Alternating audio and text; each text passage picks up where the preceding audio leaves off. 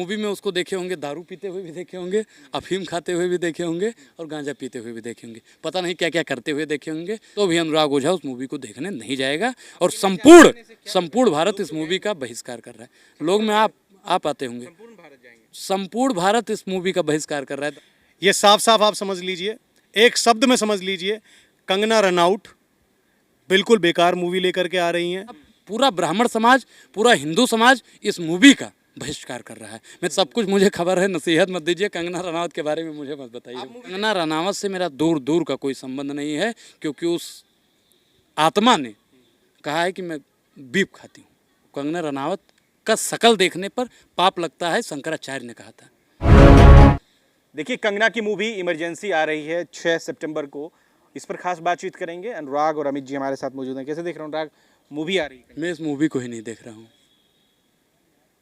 बात खत्म। नहीं देखेंगे ही नहीं। और कंगना रनावत का शकल देखने पर पाप लगता है, शंकराचार्य ने कहा था, क्योंकि उसने कहा था कि मैं बीफ खाती हूँ, मतलब गाय का वो।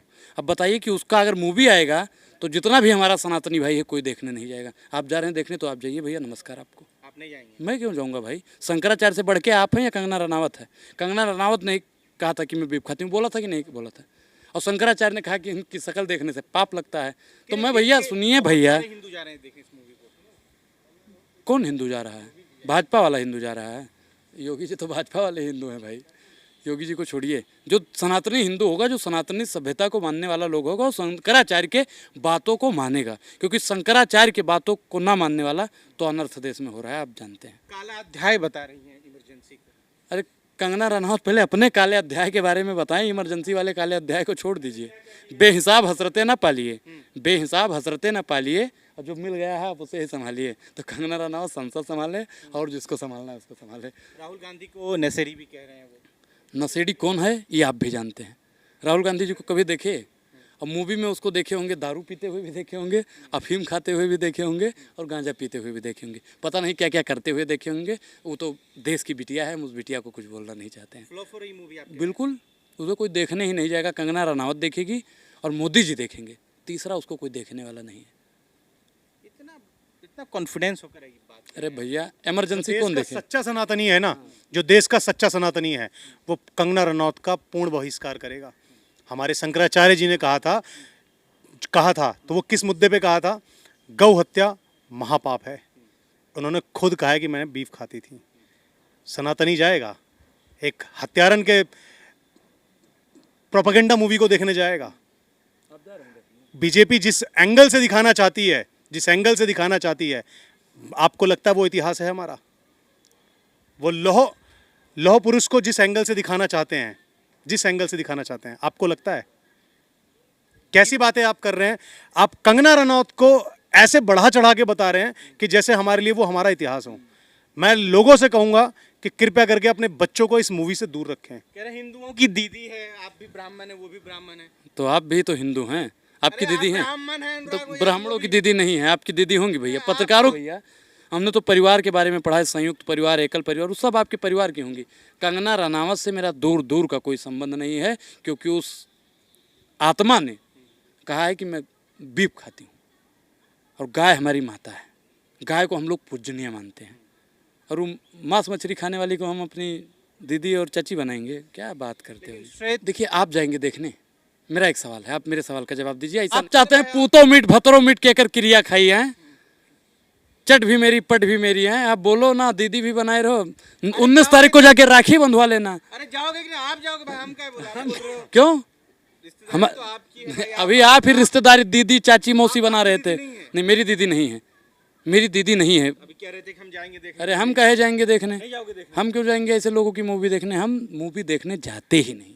हमने 2 मूवी देखी थी, वो दुनिया सब कुछ मुझे खबर है, नसीहत मत दीजिए। कंगना रनावत के बारे में मुझे मत बताइए। आप मूवी देखते ही नहीं है? नहीं, मैं देखता हूँ, लेकिन मैं कंगना रनावत जैसे लोगों की मूवी नहीं देखता हूँ। बाइकआउट कर रहे हैं? बिल्कुल बाइकआउट, संपूर्ण बहिष्कार। इस देश का ब्राह्मण समाज और सनातन सभ्यता को मानने वाला हिंदू समाज इस मूवी का, सुनिए भैया, काट लीजिए पहले। आप लोगों की आदत है काट लेने की, और अगर गांव की भाषा में कहा जाए तो छिनगावे है। तो आप लोगों की आदत है, जैसे गांव में मेढ़ काटा जाता है, वैसे आप पूरा ब्राह्मण समाज, पूरा हिंदू समाज इस मूवी का बहिष्कार कर रहा है। मैं देश के तमाम लोगों से आह्वान करना चाहूँगा कि इस भारतीय जनता पार्टी की प्रोपेगेंडा वाली मूवी का बहिष्कार कीजिए। तो नहीं जा रहे देखने? बिल्कुल नहीं जा रहे हैं। देश में आप चलने देंगे कि नहीं इस मूवी को?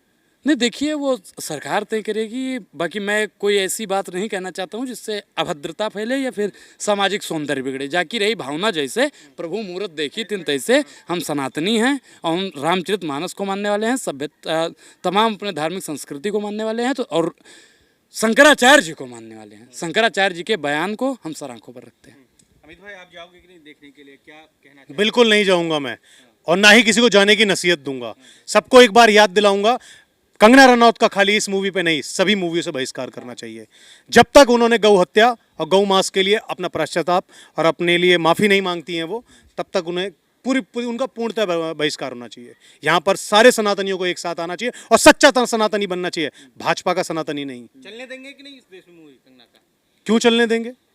कोई जाकर के हम थिएटर पे बहिष्कार नहीं करेंगे, हम सर्वसम्मति से बहिष्कार करेंगे कि हम इतने समझदार जरूर हैं कि कंगना रनौत हमारे लिए नहीं है। वो सिर्फ अपना पैसा बनाने आई हैं। उन्होंने बॉलीवुड में कैसे कदम रखे हैं, वो किसी को नशेड़ी करिए, खुद अपने आप को एक बार झांक लें कि उन्होंने किस किस तरह के नशे लिए हैं। अफीम चाटने से लेकर गांजा फूकने तक उन्होंने सब कुछ करा है। वो तो कह रहे हैं कि कांग्रेसी लग गए हैं भाई कि ये मूवी जो है फ्लॉप हो जाए। कांग्रेसी कैसे लग गए हैं? पीआर कई एजेंसी काम कर रही है इसके लिए। नहीं, कोई एजेंसी नहीं काम कर रही है। इन्होंने जो कृत्य किया है वो जग जाहिर है। और हमारे देश का जो लोग हैं वो आईडी पे गौरव अच्छा लिखने से काम नहीं होता है। वाकई में आप क्या कर रहे हैं ये मायने रखता है। तो अब देखना ही बहुत जरूरी है कि कितने लोग मूवी देखने जाते हैं और कितने लोग इसका बहिष्कार करते हैं। मोदी जी खुद प्रमोट करेंगे इस मूवी को। मोदी जी ने तो जियो धनाधन जियो धनाधन जियो धनाधन का भी प्रमोट किया था। क्या हुआ? हर रिचार्ज महंगा हो गया। तो मोदी जी ने जिस चीज़ का प्रमोट किया या तो वो तो नाश हो गया उस चीज़ का। नहीं, अच्छी बात है। वैसे तो चुनाव प्रचार ही करते थे, मूवी प्रचार भी करेंगे। वो पेटीएम का भी प्रचार किया था, वो स्पॉन्सर्ड करते हैं आजकल, हमें पता है। उनका काम ही प्रचार मंत्री है और अब मेरे को लगता है वो प्रचार करने में अपना क्षेत्र को बढ़ाना चाहते हैं, अपने कार्य क्षेत्र को वो विस्तार करना चाहते हैं। 18 घंटे काम करते हैं, शायद 24 घंटे काम करना चाहते हैं। ये साफ साफ आप समझ लीजिए, एक शब्द में समझ लीजिए, कंगना रनौत बिल्कुल बेकार मूवी लेकर के आ रही हैं। अटल बिहारी जी ने खुद कहा था कि माननीय इंदिरा गांधी जी दुर्गा का स्वरूप हैं। ठीक है, उनकी छवि अमेरिका तक फेमस है और वो उनको दिखा रही हैं कि वो काला टाइम था। इमरजेंसी के लिए हमने खुद माफ़ी मांगी है।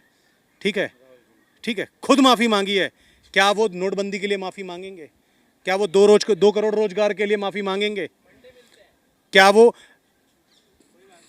किसी भी अपने इतने सारे जुमलों के बीच के सभी जुमलों पे माफ़ी मांगेंगे? मुझे नहीं लगता वो माफ़ी मांगेंगे। अपने 400 पार के नारे पे माफ़ी मांगेंगे?